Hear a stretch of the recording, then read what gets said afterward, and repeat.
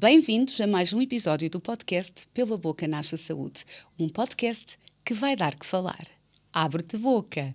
Hoje tenho uma convidada muito especial, a Sílvia Pinto. A Sílvia é enfermeira, já há mais de 18 anos, e trabalha no Hospital Garcia Dorta. Entretanto, eu vou pedir à Sílvia para se apresentar. Mas primeiro, Sílvia, faz as honras da casa, vira a ampulheta. Vamos a isso. Então, Sílvia, tu trabalhas no Garcia Dorta, mas antes de trabalhares no Garcia Dorta tinhas uma vida... É um bocadinho paralela, não comecei logo pela enfermagem. Pela área da saúde. Não, começaste. É verdade. Comecei na literatura porque a base foi humanidades, não é? E entretanto eu formei-me em língua e cultura portuguesa na Universidade de Lisboa, mas no fundo achava que faltava ali alguma coisa. E foi nesse sentido que de alguma forma a área da saúde puxou e foi aí que eu me realizei como profissional e como pessoa. E acabei por, no final da licenciatura, concorrer à enfermagem e, portanto, entrei e mais 4 anos de faculdade e foi assim que tudo começou e hoje estamos na unidade de Senologia a acompanhar senhoras com câncer de mama e pronto, e que no fundo é aquilo que me faz realizar também neste momento. Ok, mas e como é que tu foste parar aqui a esta área tão específica da Senologia? Porque na realidade tu és especialista em reabilitação, não é? Fizeste a especialidade em reabilitação e depois mais tarde foi o teu trabalho final de curso e que depois acabou por, de certa forma... Surgir um convite para integrar a unidade e pronto, e estou desde 2014 a acompanhar senhoras com câncer de mama e no fundo não é só câncer de mama, mas também com patologia mamária em geral. Ok. E como é que... Como é que funciona esse serviço? Como é que as mulheres que te aparecem no teu serviço já vão com o diagnóstico? É-lhes dado o diagnóstico naquele momento? Passam muito por ti? Ou é o médico que primeiro faz essa abordagem? Como é que funciona um bocadinho o serviço lá no relativamente à chegada das doentes, ou o encaminhamento, no fundo tem várias formas, até para lá em casa conseguirem entender aqui o encaminhamento e a forma como até podem agir caso sintam alguma suspeita ou algum nódulo, algo que não esteja bem consigo. Portanto, a primeira fase será sempre procurar um médico de família, não é? Porque hoje em dia nós temos muitos rastreios, não é? Já se fazem muitas... Temos o rastreio, mas o rastreio, portanto, engloba senhoras dos 45 aos 74 anos. Portanto, existem critérios específicos.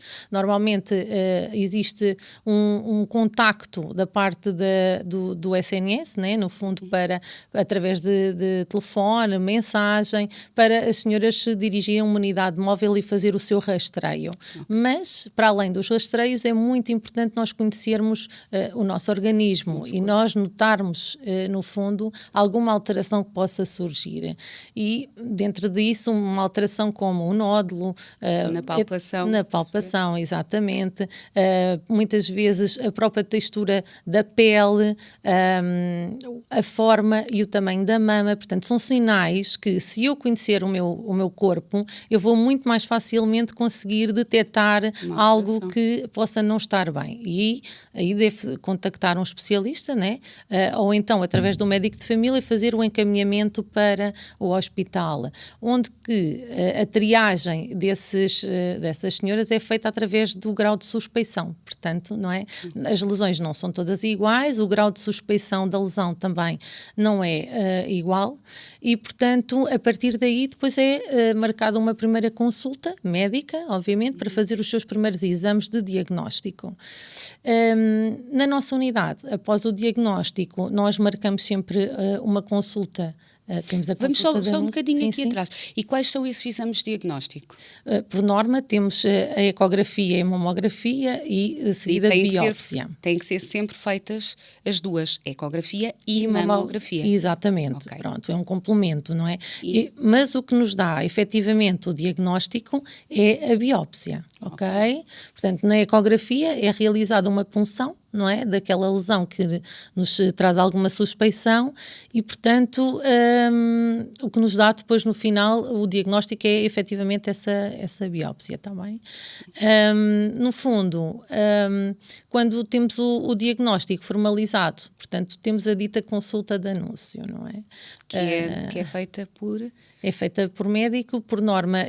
No caso da nossa unidade, nós tentamos também que a enfermagem esteja presente, pronto, para darmos logo um apoio, uma sustentabilidade ali logo naquele impacto, não é? Que é muito impactante, tanto para a mulher quer dizer, para o doente, porque não podemos esquecer que 1% também dos homens também podem ter cancro de mama, não é?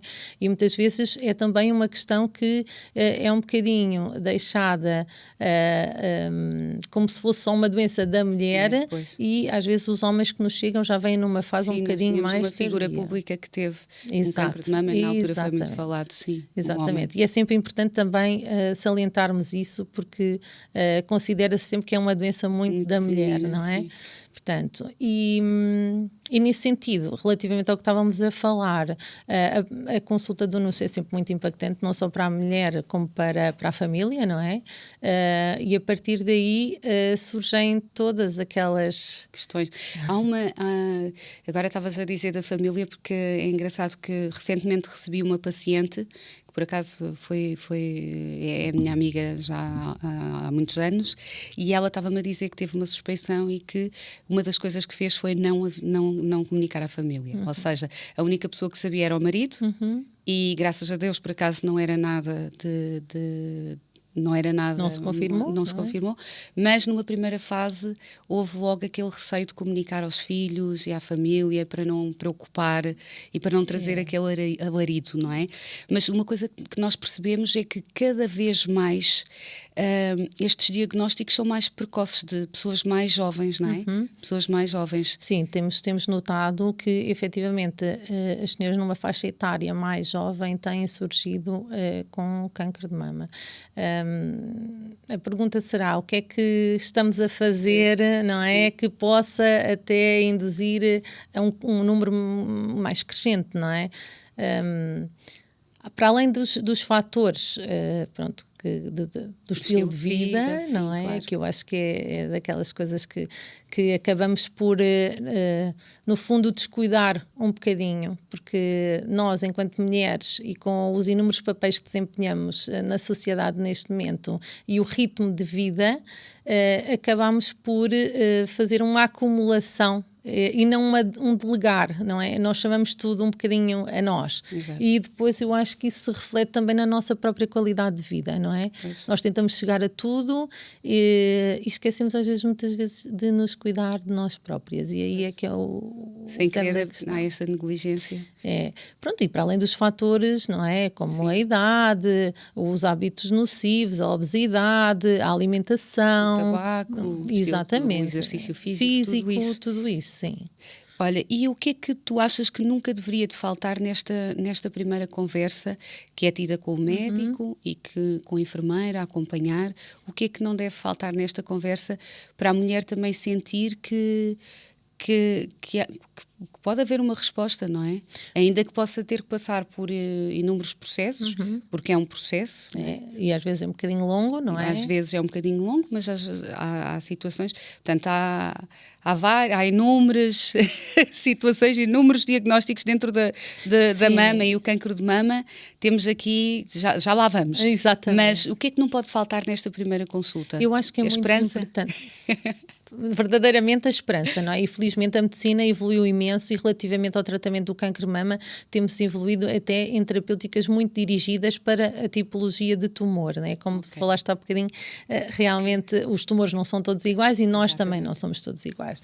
Mas para além disso, nesta primeira, ou seja, no momento da notícia, não é? Eu acho que é muito importante para já a confiança na equipa. Não é? O estabelecer uma confiança onde sabe que é um porto de abrigo, não é? No fundo, na tempestade, não é? Que é no fundo uma tempestade que está a passar na vida dessa pessoa, não é? Que acaba por mudar ali muita coisa. O facto de sentir que a equipa os profissionais de saúde estão lá, têm ferramentas que podem ajudar a amenizar até o percurso terapêutico que vai ter que seguir, eu acho que é extremamente importante. Pronto. E outra coisa que também acho muito importante é sentir que dizemos sempre a verdade. Ok?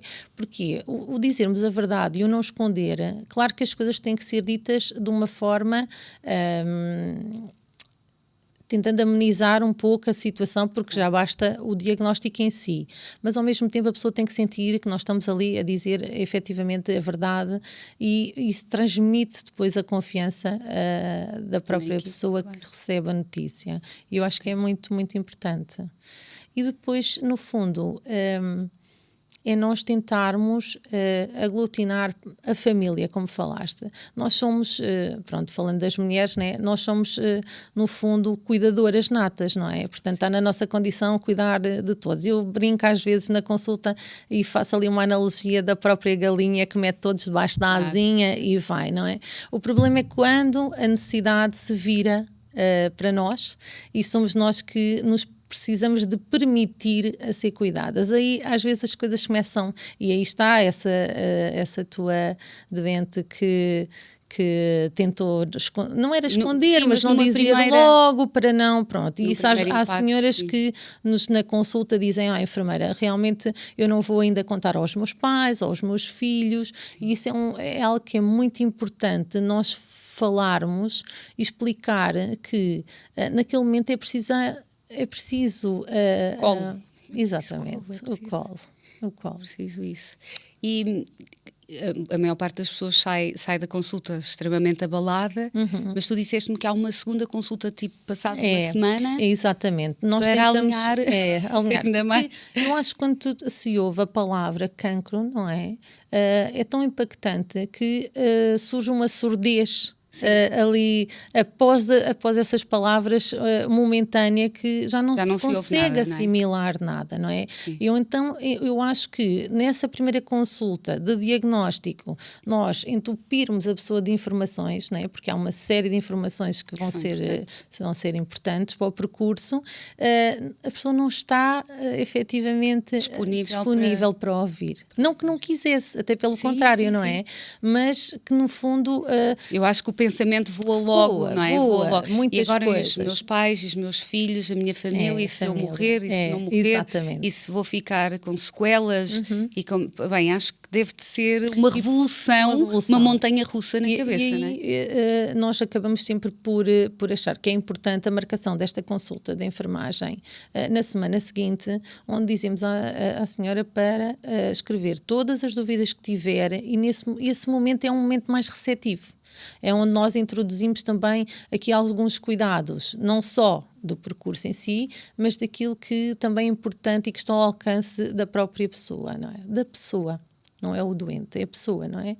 Porque isto é outra questão, nós não tratamos a doença, né? Nós temos que tratar a pessoa. Se nós tratarmos somente a doença, no fundo aquela pessoa não ficará com o seu tratamento completo. Entende? E aí vem a parte integrativa, não é? Exato. E vem o ensino sobre a alimentação, sobre a prática do exercício físico, todos os hábitos. A hidratação, com uma boa água, uma água de qualidade. Exatamente.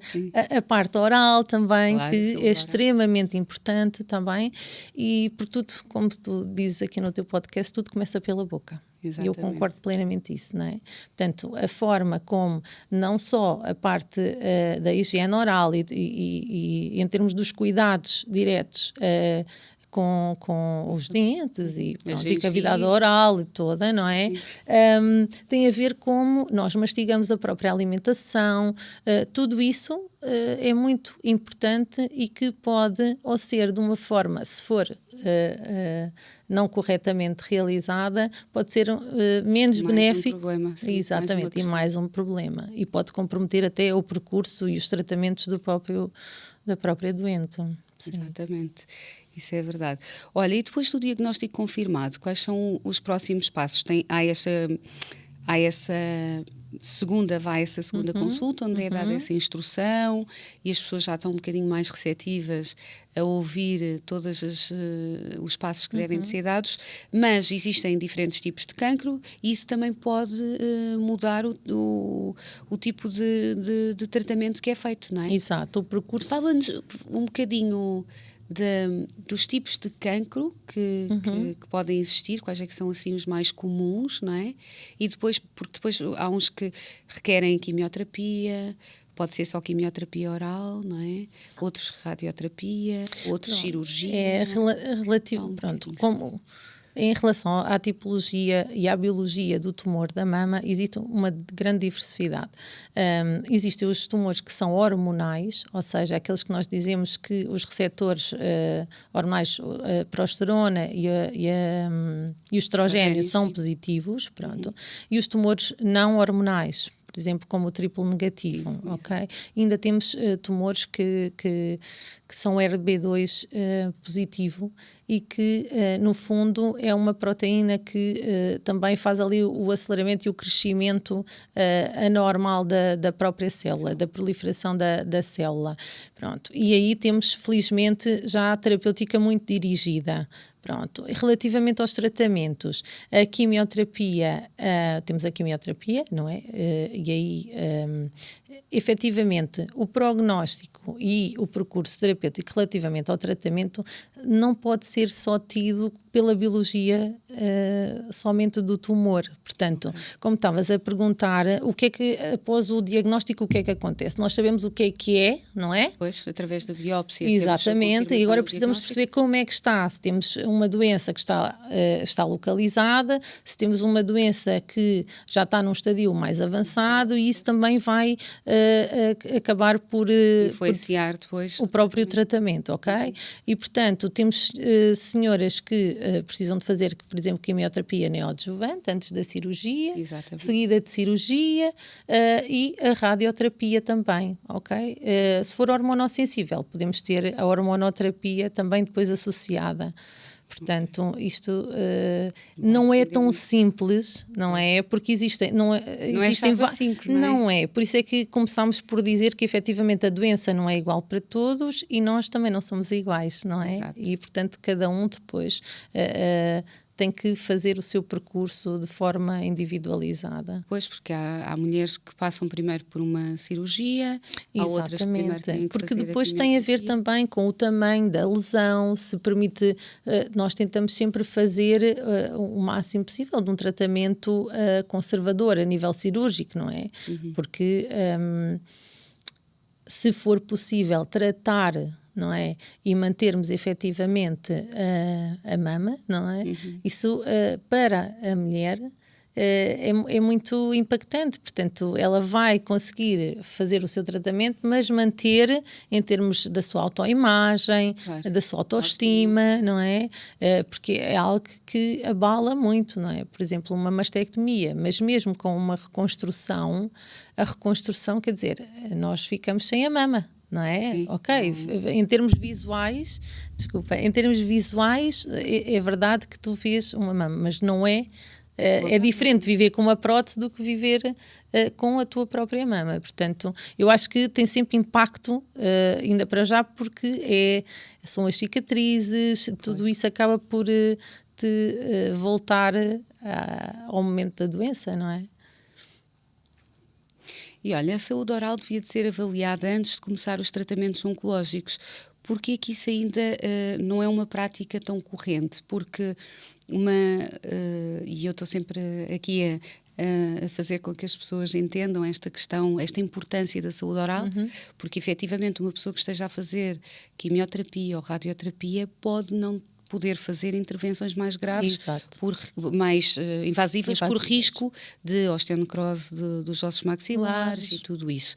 tu nessa segunda consulta já consegues falar um bocadinho de estilo de vida, não é? Exercício físico, gestão do sono, hidratação, tudo isso, e também já consegues falar um bocadinho Sim, porque é extremamente importante. Nós nem nessa fase nós não sabemos ainda em termos do tratamento, não é? Porque ainda terá que fazer o seu estadiamento, qual será o percurso efetivamente. E por isso é que é tão importante, não é? Tocarmos nesse ponto, não é? Se efetivamente já não fez uma avaliação há algum tempo, ir marcar uma consulta, falar com o seu dentista, fazer uma avaliação, ver como é que está, se existe algo que é necessário tratar antes dos tratamentos, porque quando estão a fazer os tratamentos, como disseste, nomeadamente a quimioterapia ou até a radioterapia, né? Ou até alguns medicamentos como os bifosfonatos que podem ter implicações, como disseste, na parte da osteonecrose, né? E portanto isso é muito importante nós fazermos esta avaliação previamente e com tempo. A pergunta que tu me colocaste relativamente ao facto de não ser uma prática tão frequente ainda, ou tão, não é? Ou os profissionais na área da oncologia não estarem tão despertos para isso, eu acho que tem a ver com os timings. Porque quando surge aquele diagnóstico, eu acho que estão tão focados em iniciar tratamentos que muitas vezes pode fugir aqui um bocadinho essa preocupação. Não é que ela não exista, eu acho que ela existe, não é? E eu acho que as pessoas já cada vez mais, sim. E os profissionais estão cada vez mais sensibilizados também para isso. Mas eu acho que prende-se um bocadinho com isto, prende-se um bocadinho com a própria organização do sistema, não é? A acessibilidade aos cuidados dentários, que nós sabemos e temos que ver também a população que nós abrangente, não é? Da nossa área de intervenção também acaba por a acessibilidade aos cuidados pode não ser tão fácil, não é? E pode tocar um bocadinho por aí, mas eu acho que cada vez mais os profissionais de saúde também estão mais despertos para essa necessidade. Ok. E tu consegues fazer quase uma listinha do que é que as pessoas têm que fazer, as preocupações que têm que ter aqui com a cavidade oral? Como é que tu abordas isso? É importante, até antes de, quando nós falamos com o doente, após a definição, porque nós temos, portanto, todas as nossas doentes passam por uma reunião multidisciplinar, não presencial, mas em que a equipa se reúne e decide então qual é o percurso terapêutico para aquela doente, e é nessa fase que depois nós, quando convocamos e fazemos a consulta para explicar qual vai ser o seu percurso terapêutico, falamos em algumas situações que podem surgir com os tratamentos e, no fundo, que cuidados é que devem ter, não é?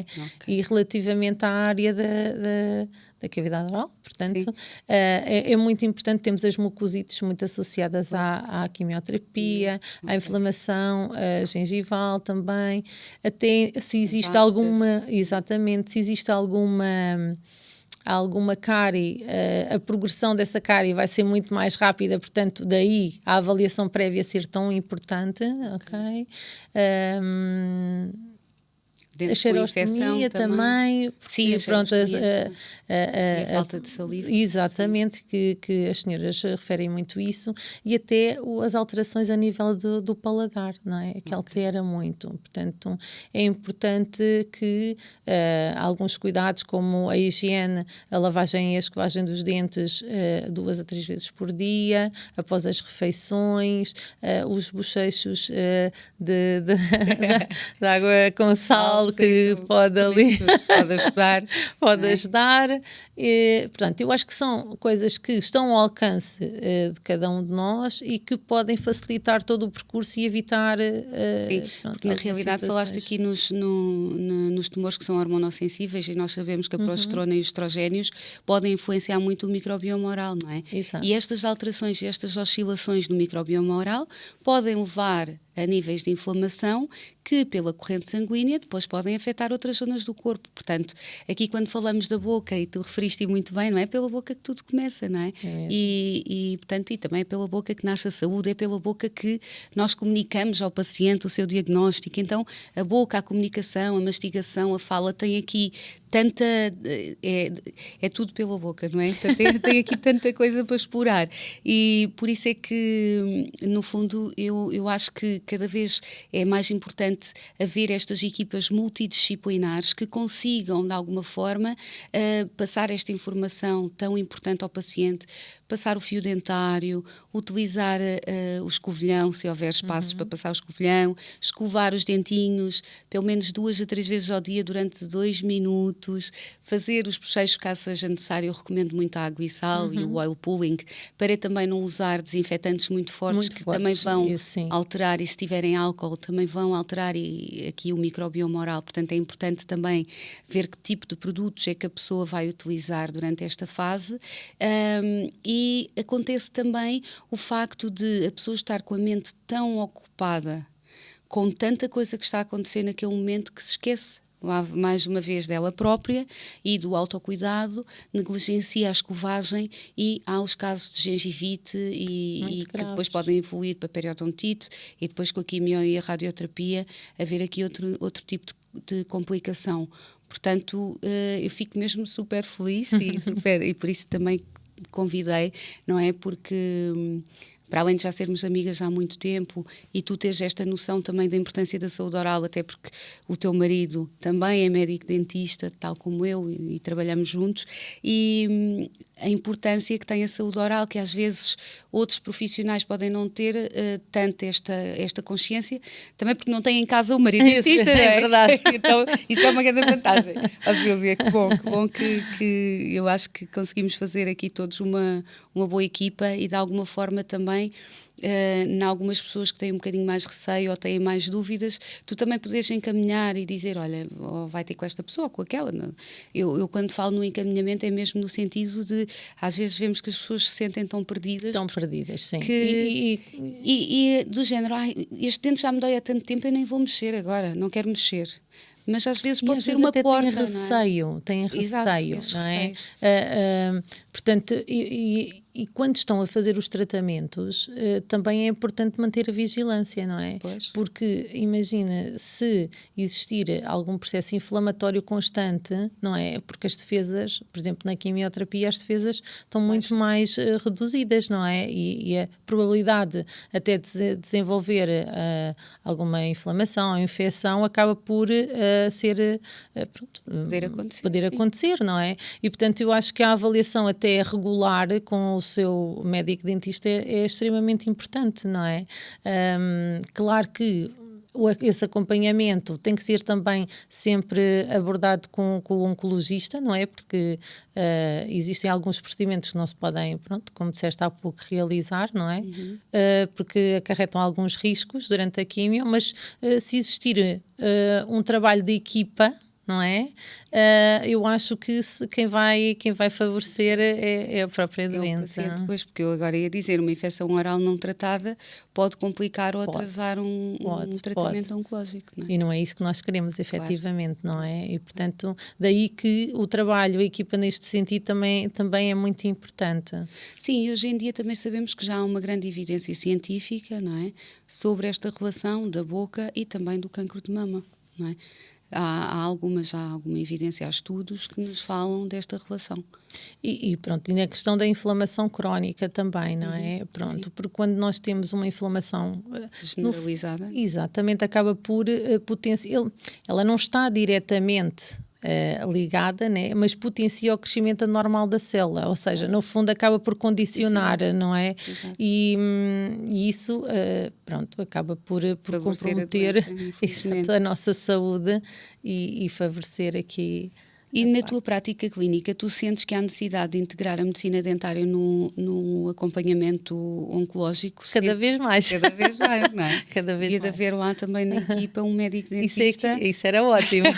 É observar, pelo menos a fazer uma ortopontografia. Pode ser que os nossos governantes nos estejam a ouvir e efetivamente repensem aqui que não devem colocar um bocadinho de parte esta área que é tão importante, não é? Sim. Porque no fundo era como tu disseste, para além de tudo é a nossa forma também de comunicar, não é? E é por aí que tudo começa. Olha, eu tenho aqui alguns mitos ou verdades que eu gostava que tu explorasses um bocadinho. O cancro de mama é sempre hereditário? Não. Não.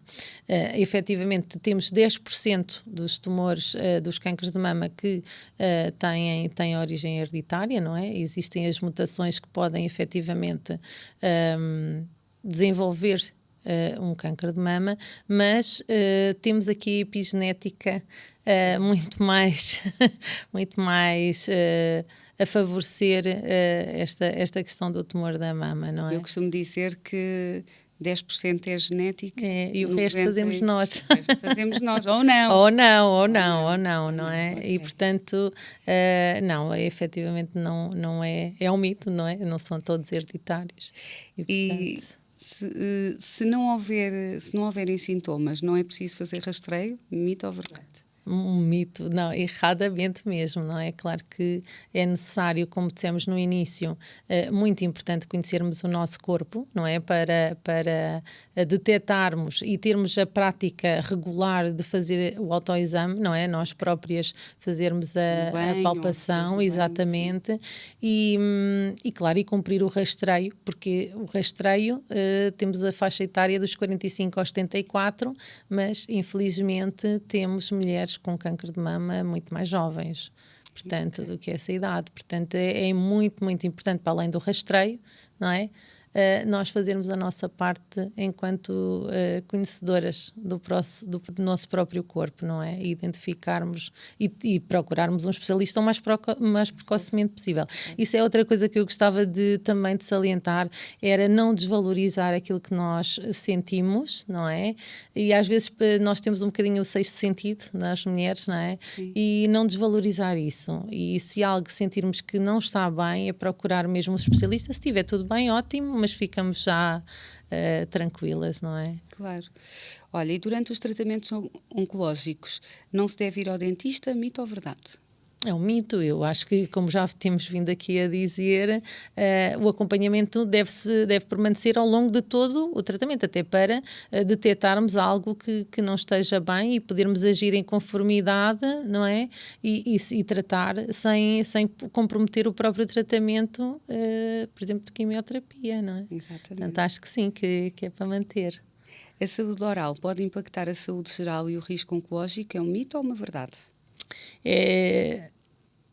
Diretamente, indiretamente pode, não é? Porque, no fundo, já falámos ao longo aqui deste podcast que a própria inflamação crónica, não é? Pode potenciar o aparecimento ou o desenvolvimento de células anormais e até fazer algum, no próprio desenvolvimento da célula e crescimento da célula, fazer algum estrago, digamos ali, alguma mutação no próprio ADN, e isso acaba por exatamente, portanto é importante. Porque também falávamos desta questão de Tu achas que de alguma forma o cancro de mama, a doença, pode ser um sinal e uma mensagem do universo a dizer assim, é preciso mudar? Aqui há algumas questões. Por exemplo, há pouco, quando estávamos a falar da consulta, após a consulta de anúncio, eu gosto sempre de conhecer profundamente aquela pessoa, no seu percurso de vida, não é? A sua história de vida, os seus traumas, os seus momentos marcantes, não é? No fundo, a sua bagagem, não é? Que é isso que nós trazemos, é uma bagagem, não é? E quando as gavetas, que eu costumo brincar com as senhoras, e quando as gavetas não estão bem arrumadas, não é? Chegamos a este momento, que é um momento tão impactante, não é? E que nos faz retroceder todo o percurso e pensar como é que nós vivemos até aquele momento, não é?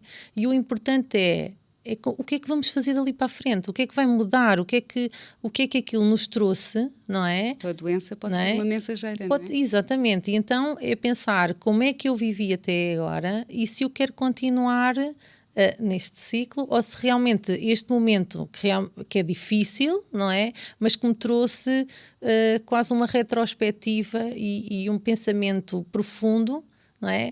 De como é que eu quero fazer. Quem é que eu sou? Né? Do que é que eu vou fazer daqui para a frente? Não é? Qual é o porquê que é? Muitas vezes, às vezes, pronto, em certas consultas as senhoras diziam-me, eu passei tanto, não é? E agora que estava tudo tranquilo, é que aparece a doença.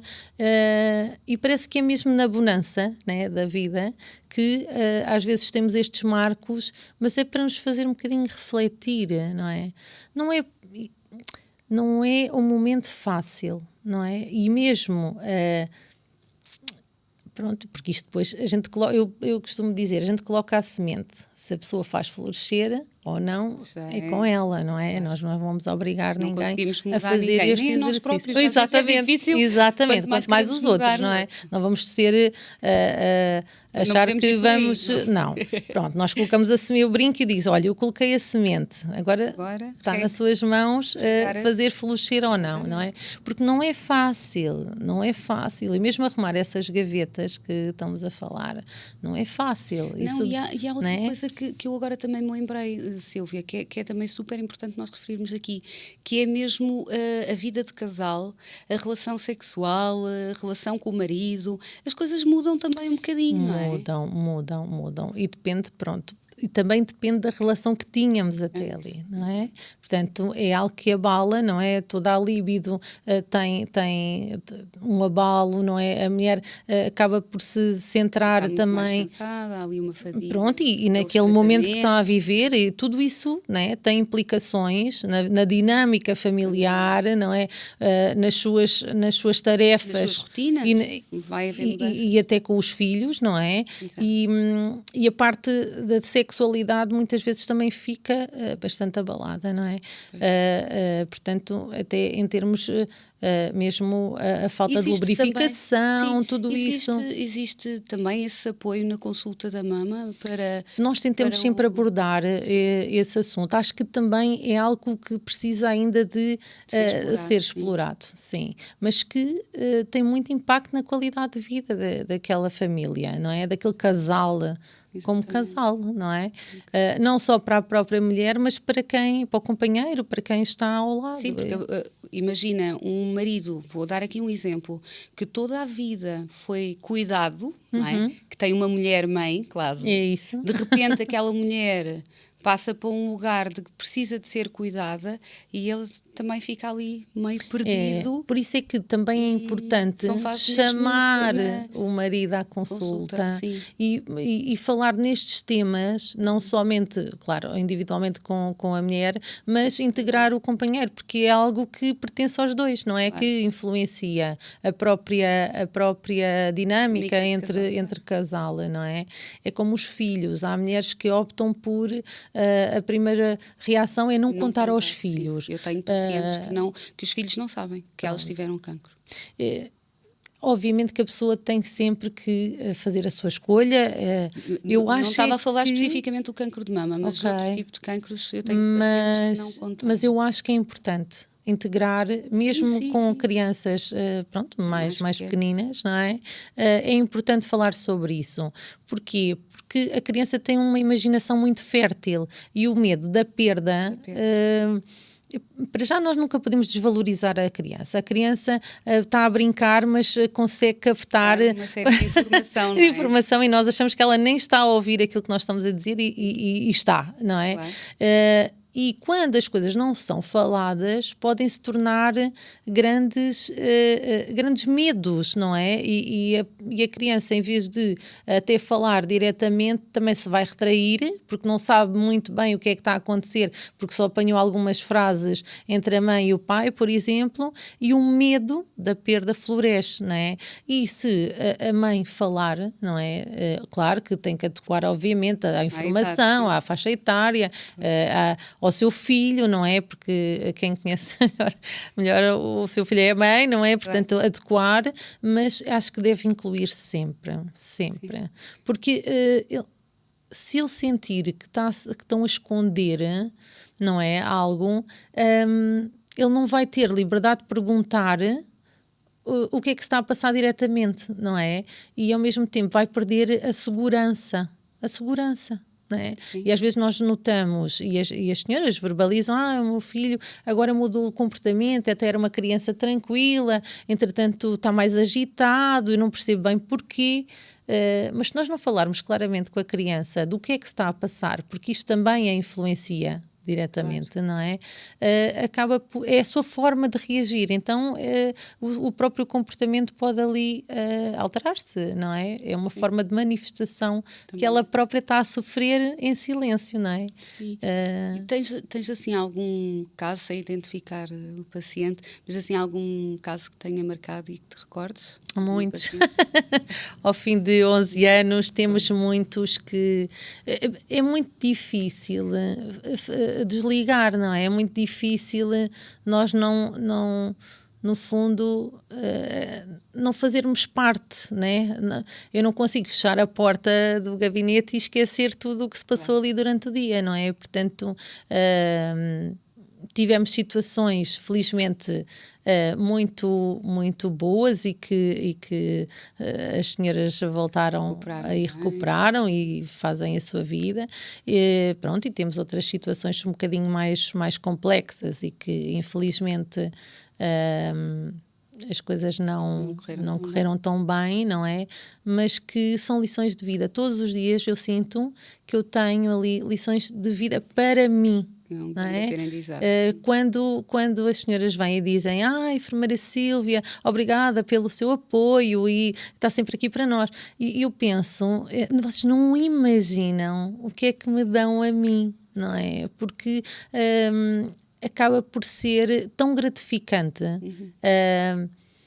o viver este momento com estas senhoras, que permite que eu própria, na minha vida, dê mais valor à vida, não é? E aos momentos que nós vivemos todos os dias. Isso é algo que é muito gratificante. É muito bonito, sim.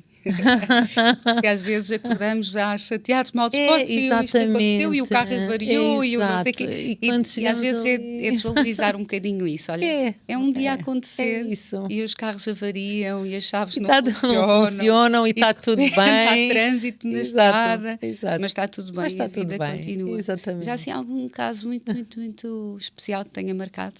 Queiras partilhar? Sim, nós era uma doente muito jovem ainda, com uma história de vida um bocadinho complexa, não é? Mas que o seu sorriso, a sua alegria, mesmo nos momentos mais difíceis para ela, era a força da natureza que vivia ali, naquele corpo. E então eu acho que vou sempre relembrar as visitas, que nem tínhamos por vezes consulta marcada, mas que, por exemplo, ia ao hospital dia e passava só para dizer, para saber como é que nós também estamos, porque isso é outro lado que também eu acho que é tão gratificante, é as próprias doentes virem saber como é que nós próprios estamos, não é? E havia sempre uma palavra, um gesto, uma frase. Era muito engraçado que quando fazia a quimioterapia, quando estava num momento, em termos de sintomatologia, dos efeitos da própria quimio, mandava sempre uma música. Mandava sempre uma música de alegria e bom dia. E então ela dizia, embora o meu dia hoje tenha começado com isto, um dia feliz, e hoje a música é esta. Ai, que giro. E realmente é uma pessoa super especial mesmo. É. Ok. Realmente nós trabalharmos com pessoas, que trabalharmos com as emoções, não é? Porque também deve ser altamente emotivo estar a gerir, não é? Tudo isto, a vida, a morte, sei lá, as emoções dos outros, cada um reage à sua forma, como tu disseste e bem. Há uma pessoa que coloca uma música, mas há outra que se calhar está a chorar bastante por causa daquele ela efetivamente naquele dia, não é? Estava a ser um dia difícil, mas ela achava que... Não, ela escolheu... trazer uma música trazer para uma alegrar. música para alegrar. E isso é tão bom, não é? Eu acho que também quando nós temos autoconhecimento, quando nós nos trabalhamos internamente, a nível interior, e quando nós temos este despertar de, ok, o que é importante para mim, o que eu levo para a minha vida, para a minha família, para a minha casa, para as minhas pessoas também, não é? Porque nós como profissionais de saúde, e essa subcarga que tu dizes que às vezes nós temos de epá, hoje fecho a porta da clínica e aconteceu isto, aquilo, e apareceu um paciente com uma dor insuportável. Eu, por exemplo, recebi agora um paciente que veio direto da Ponta Delgada, que já foi a imensos sítios, portanto, com 80 e tal anos, imagina. E o senhor disse que depois do tratamento que fez comigo se sentiu muito melhor. Então, quer dizer, eu também fico super gratificante. É super gratificante para mim também pensar, ok, eu consegui de alguma forma ajudar aquela pessoa, não é? Isso para nós é tão bom, mas também é tão importante nós conseguirmos desligar um bocadinho, porque senão vivemos intensamente também as questões dos outros, não é? Então saber desligar, e por isso eu também faço algumas terapias e tudo isso, porque é importante nós definirmos também o que é que devemos de carregar na nossa mochila. Sim. Porque há coisas e que às não vezes são nossas, exatamente, e que também saber soltar. Exatamente. Não é fácil, não é? Não é fácil, mas é importante para o teu bem-estar como profissional de saúde, não é? Também conseguires fazer essa separação, sim. Eu às vezes quando fecho a porta e digo, olha, por hoje então, o primeiro pensamento olha, missão cumprida hoje, não é? Aconteceu isto, e eu sinto que foi cumprida essa missão. E eu acho que isso também nos dá depois essa leveza, né? Quando tu sentes que tu deste tudo, né? Naquele momento, que foi importante, teve impacto positivo naquela pessoa, não é? Ou naquelas pessoas, eu acho que depois, quando tu despes, neste caso, no meu caso, a farda, não é? Acabas por sentir essa paz, não é? E às vezes parece naqueles dias muito duros, não é? Parece que tu sentes que o mundo está nas costas, não é? E isso também não é fácil, mas pronto, é um exercício que temos que fazer todos os dias, até para também nos protegermos, não é? Eu agora lembrei-me, eu tive numa paciente, foi minha paciente durante 20 anos, e ela teve cancro de mama, infelizmente já faleceu, mas eu lembro-me de uma das vezes que ela foi à consulta, ela não contou aos pais, porque já tinham muita idade, e ela não queria, era filha única, então era complicado, e eu recordo-me dela dizer-me que quando estava mais em baixo ia ler as mensagens das pessoas amigas dela, que lhe enviavam mensagens de força e de carinho e de amor.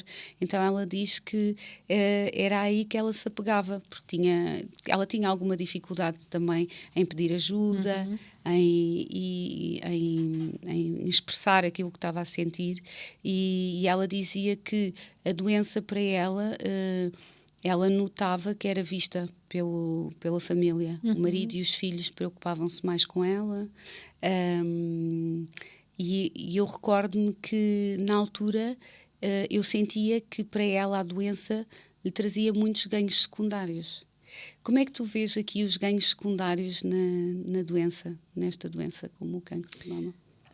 Como estava a te dizer, muitas vezes nós somos as cuidadoras, não é?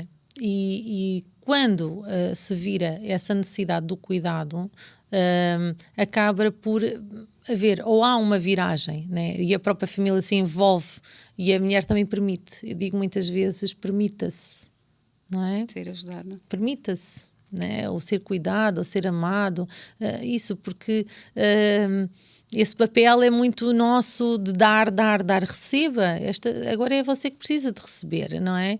E até para, no fundo, ganhar forças para enfrentar todo o percurso processo, né?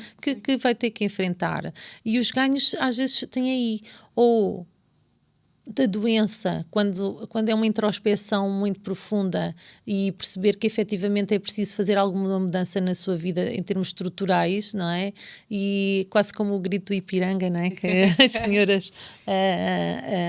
Agora vou mudar de vida, vou mudar de casa, vou mudar de trabalho. Também costumo dizer, não é preciso fazer mudanças muito radicais e às vezes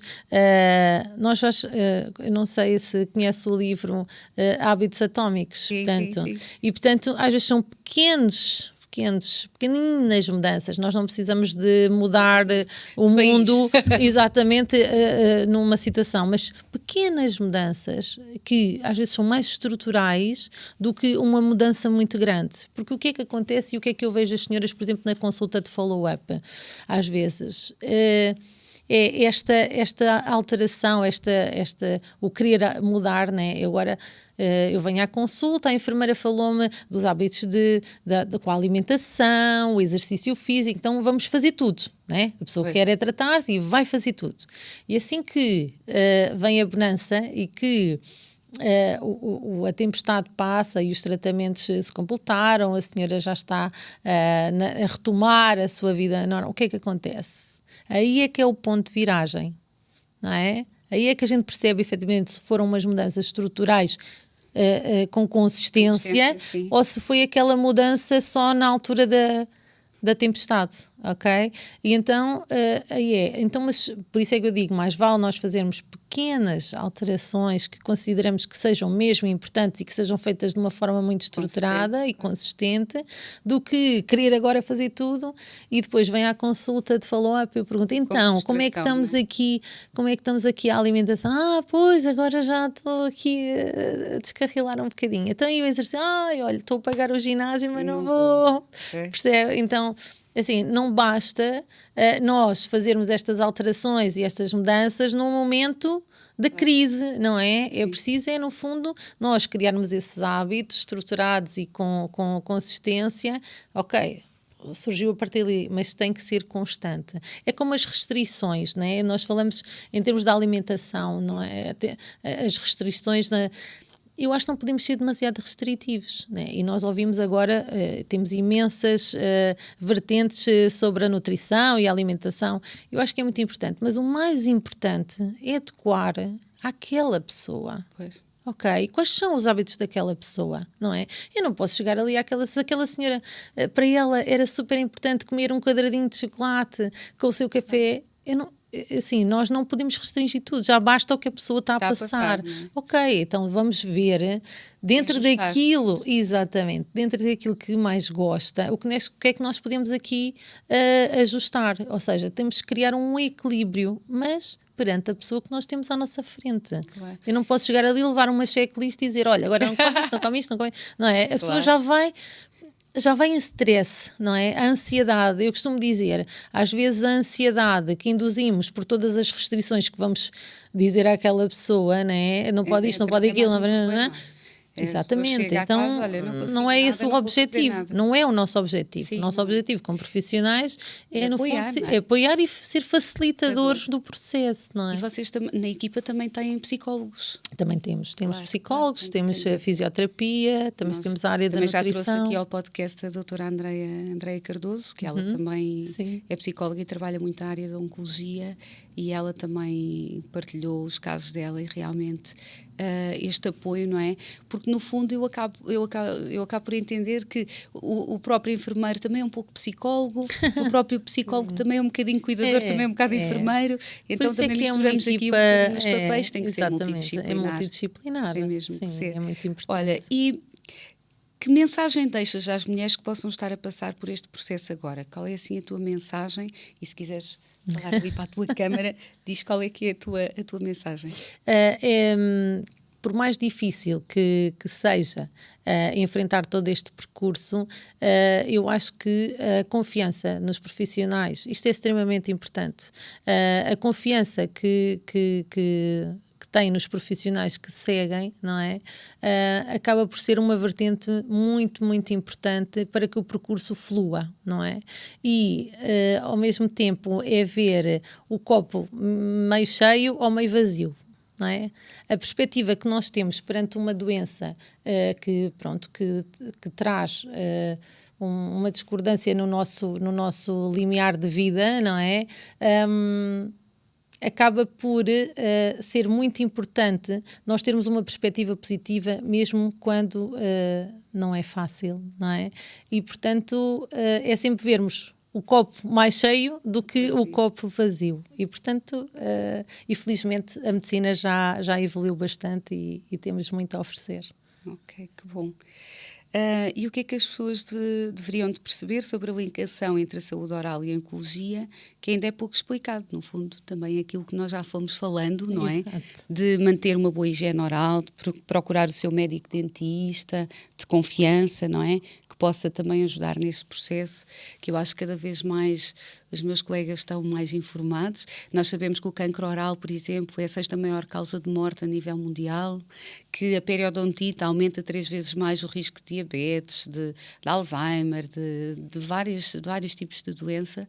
Então, no fundo, aqui, o que eu quis vir trazer um pouco, e obrigada, Sílvia, muito obrigada pela tua participação neste episódio, neste podcast, é que as pessoas entendam, não é, que não podemos negligenciar o nosso corpo. Temos que cuidar do nosso tempo, do nosso veículo, que é este tempo maravilhoso, onde a porta do templo é a boca. Não é? E que não podemos negligenciar a nossa saúde, até porque isso, às vezes, muitas vidas dependem de nós, não é? Os nossos filhos, os nossos pais, os nossos companheiros de viagem, e é super importante valorizarmos cada vez mais a vida, valorizarmos os momentos importantes, valorizarmos cada detalhe. Então sou mesmo muito, muito grata, e por isso tenho aqui umas ofertas para ti, e eu vou-te oferecer aqui o meu livro, que é Pela Boca Nasce a Saúde. Tu já conheces, na altura do lançamento eu ofereci-vos um. Portanto, este livro, Pela Boca Nasce a Saúde, eu falo um pouco aqui da importância da saúde oral e de não negligenciarmos esta parte tão importante. Obrigada. Depois também tenho aqui uma oferta dos meus parceiros, que são a Voa, que é a água que eu utilizo, que é uma água ionizada, mais alcalina, pura, para não te esqueceres de hidratar, que é muito importante. Nós somos não podemos dizer aos outros para fazer e depois não fazermos. Exatamente. Depois tenho aqui também um suplemento que é da AVA, que é da 2M Pharma, que também são meus parceiros. Tenho aqui a AVA Depress, que é um dos suplementos que é ótimo também para relaxar um bocadinho. Eu vou colocar aqui dentro do saco, e depois tens aqui também toda a explicação. E também aqui uma pasta com ozono, que é uma amostrinha, uma pasta com ozono, que é antisséptico, antibacteriano, bactericida, bacteriostático, imunomodulador, imunoinflamatório. Portanto, tem aqui uma série de vantagens. Portanto, agradeço muito e tenho Obrigada, eu é que agradeço por esta oportunidade e falar-vos um tema também tão importante, para as mulheres em geral e para alguns homens que não podemos também esquecer, e felicito também por esta iniciativa, que é super importante, e a ver se vamos aliando mais aqui a área da dentária também com esta questão da doença oncológica. E obrigada. Obrigada, Silvia. Obrigada também aos nossos seguidores, às pessoas que estão aí em casa a ver-nos. Muito obrigada por nos acompanharem em mais um episódio. Portanto, sigam-nos para mais. Até já. Obrigada.